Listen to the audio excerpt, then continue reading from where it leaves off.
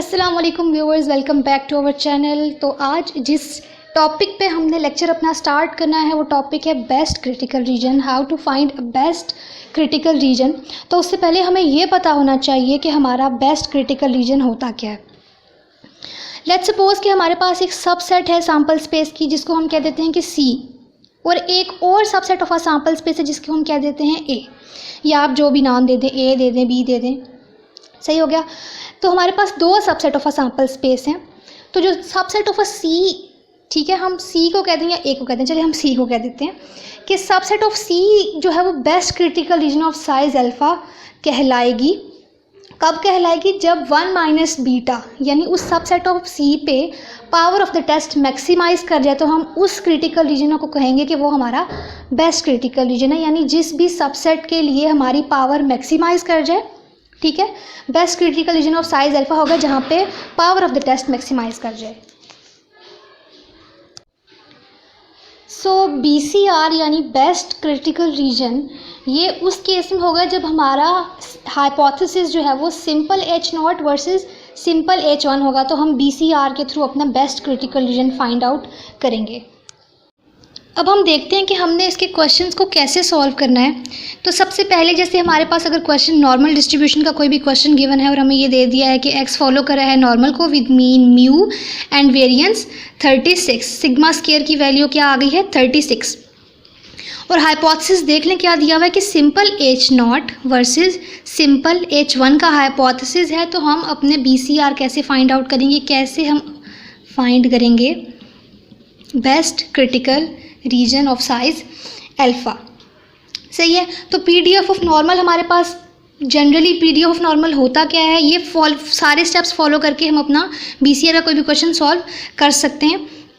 तो the PDF of normal is, सबसे पहले हम PDF ऑफ नॉर्मल को मेंशन कर देंगे कि PDF ऑफ नॉर्मल होता क्या है।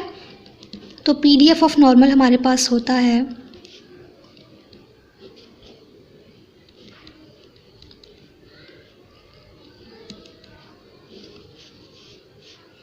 इसकी पावर क्या होती है 1/2 यानी 1/√2 पाई इंटू सिग्मा स्केयर, और एक्सपोनेंशियल में e की power -1/2 sigma square into x minus mu का होल स्केयर, सही है। और x की लिमिट क्या होती है -∞ से +∞ के बीच में नॉर्मल के केस में। अब सेकंड स्टेप में हमने इसका लाइक्लीहुड फंक्शन लिखना होता है। जिस PDF का लाइक्लीहुड फंक्शन क्या होगा,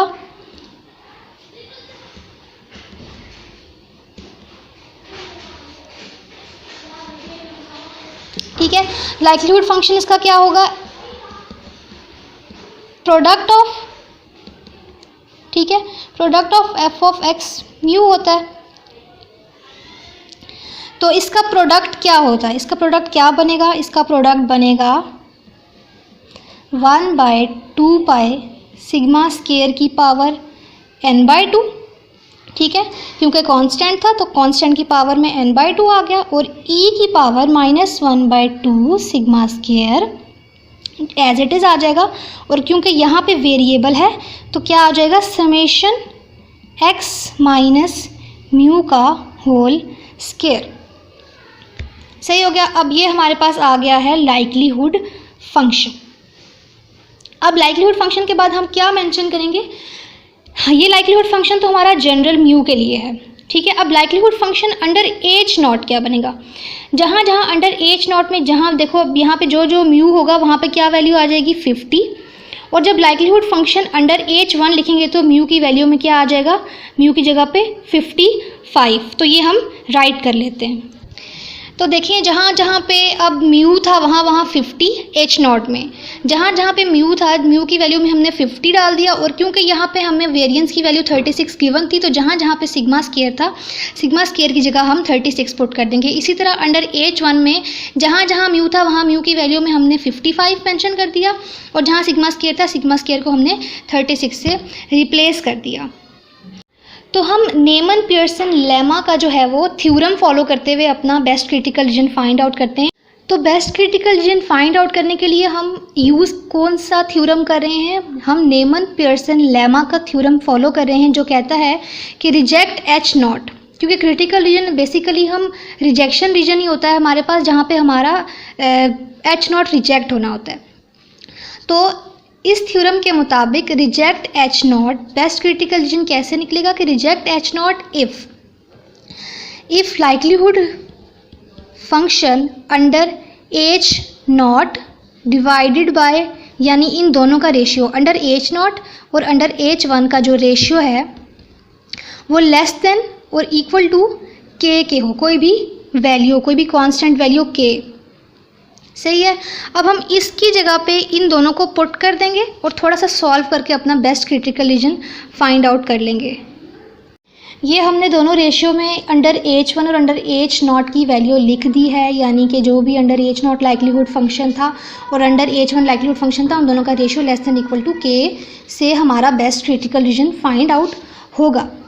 अब क्योंकि ये कांस्टेंट है ये कैंसिल हो जाएंगे, सेम है, ठीक है। अब इसको हम अपने डिनोमिनेटर से उठा के न्यूमरेटर में कर देंगे और यहाँ से स्केयर दोनों का ओपन कर लेंगे। तो ये दोनों का स्केयर ओपन करके कुछ इस तरह की सिचुएशन हमारी की बनी है। ये जब हमने x-50 का स्केयर ओपन किया और समेशन अप्लाई किया तो हमारी ये सारी चीज़ें आ गई, summation x square plus 2500n minus 100 summation x, और इसका जब स्केयर ओपन किया तो summation x square plus n3025 minus 110 summation x। अब हम क्या करेंगे कि -1/72 यहाँ से कॉमन ले लेंगे और इन दोनों को ऐड और सब्ट्रैक्ट करके एक वैल्यू ले आएंगे अपनी। तो ये इसको जब हमने -1/72 को कॉमन निकाला तो समेशन x स्केयर यहाँ से क्योंकि माइनस हो गया था तो minus summation x square plus 2500n minus 3025n, क्योंकि यहाँ से -1/72 कॉमन निकाला है इसलिए, और यहाँ से -100 summation x plus 110 summation x less than और इक्वल टू K उसी तरह रहेगा। इन दोनों को कैंसिल कर देंगे क्योंकि कैंसिल हो रहे हैं। 2500 minus 3025n is equal to 525n, और इन दोनों को जब प्लस माइनस किया तो 10 समेशन x। अब एक्सपोनेंशियल ख़त्म करना है, तो एक्सपोनेंशियल ख़त्म करने के लिए हम बोथ साइड पे नेचुरल लॉग ले लेंगे। ये हमने ले लिया नेचुरल लॉग जिससे एक्सपोनेंशियल ख़त्म हो गई और दूसरी साइड पे ln आ गया हमारे पास।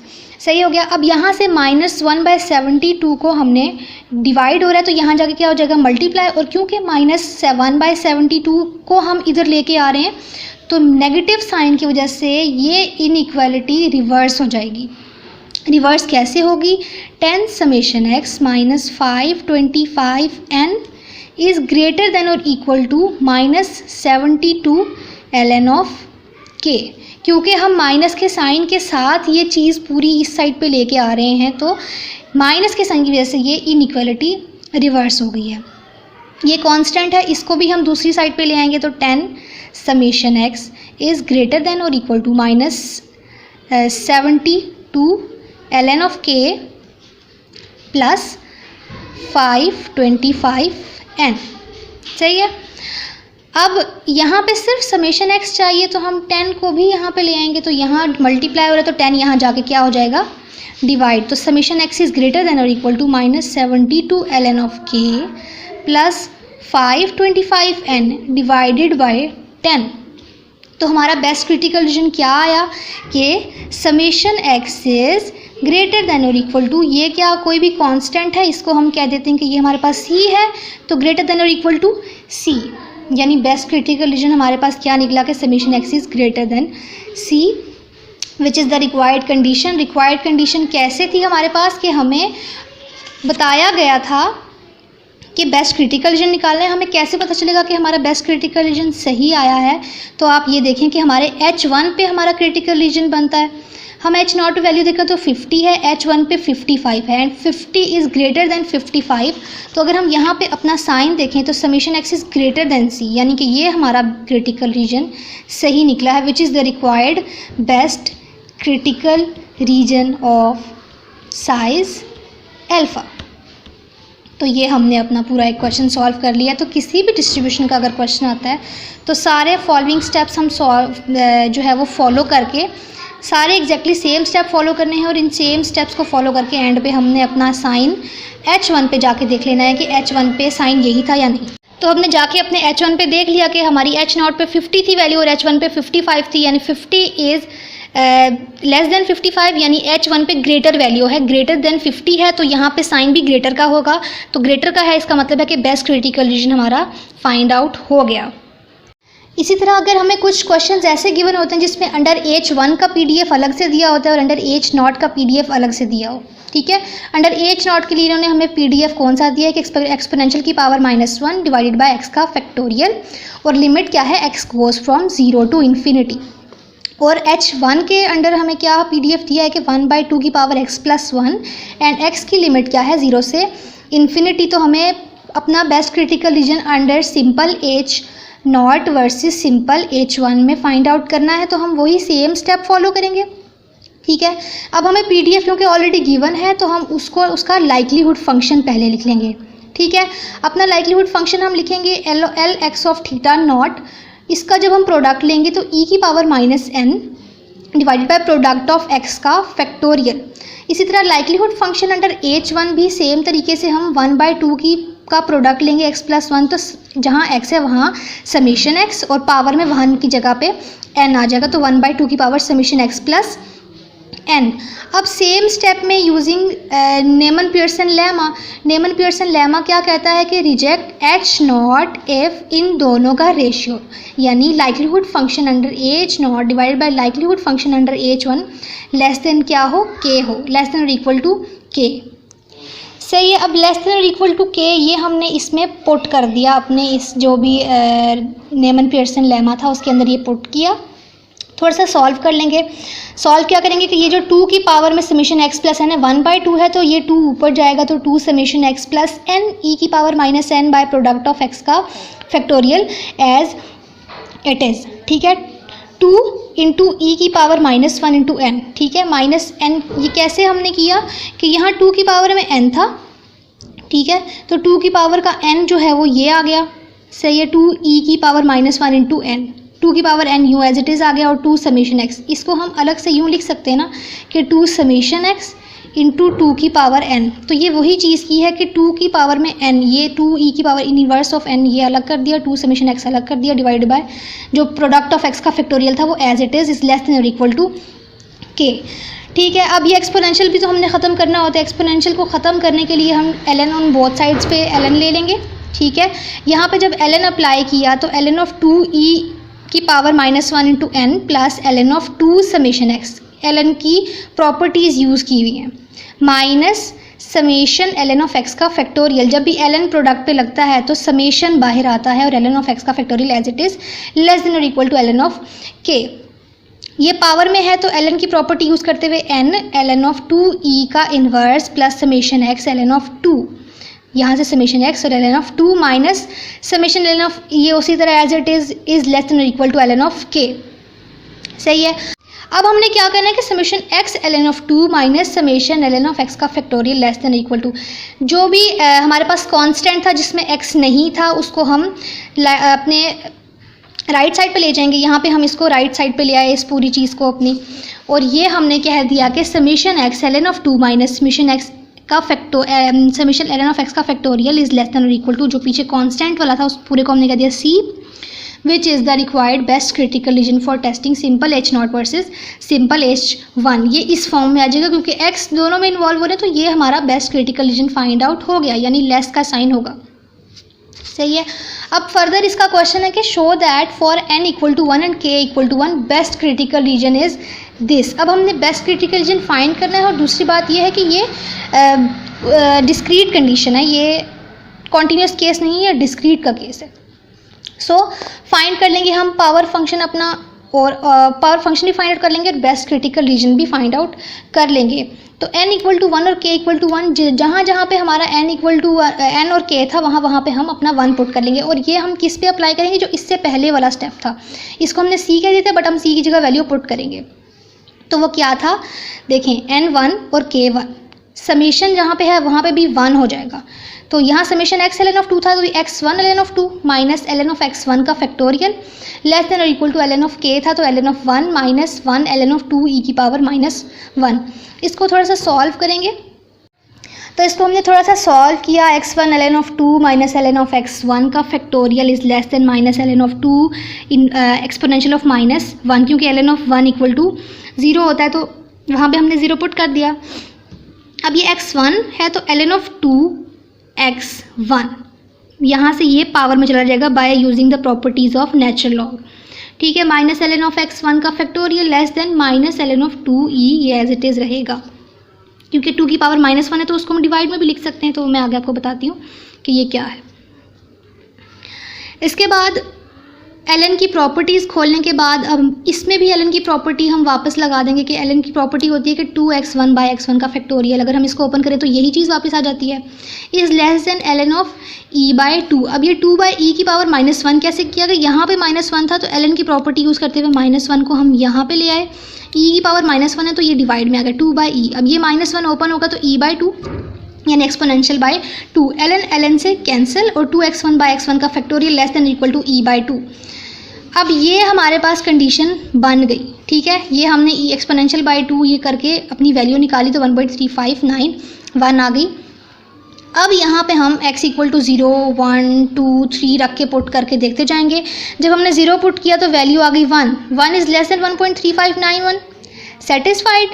ठीक है, ये सेटिस्फाई हो रहा है, ये सेटिस्फाई नहीं हो रहा, 1 पे 2 पे सेटिस्फाई नहीं हो रहा, 3 पे जाके वो सेटिस्फाई हो रहा है, सिर्फ 1 और 2 पे नॉट सेटिस्फाई, वो कंडीशन सेटिस्फाई नहीं कर रहा। तो इसका क्या मतलब है?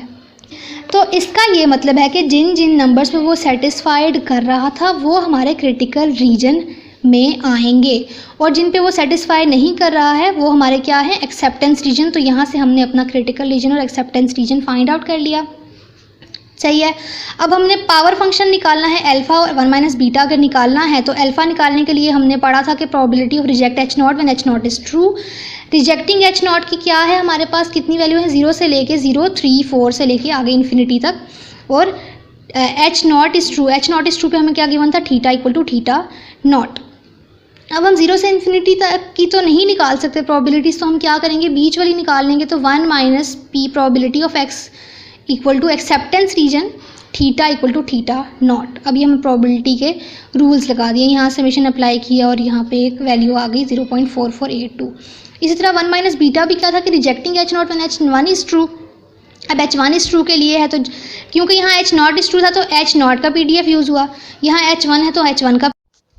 सो आई होप आपको वीडियो पसंद आई होगी। अगर आपको वीडियो पसंद आई है तो वीडियो को लाइक कर दें, शेयर कर दें और चैनल को लाजमी सब्सक्राइब कीजिएगा। Thank you so much.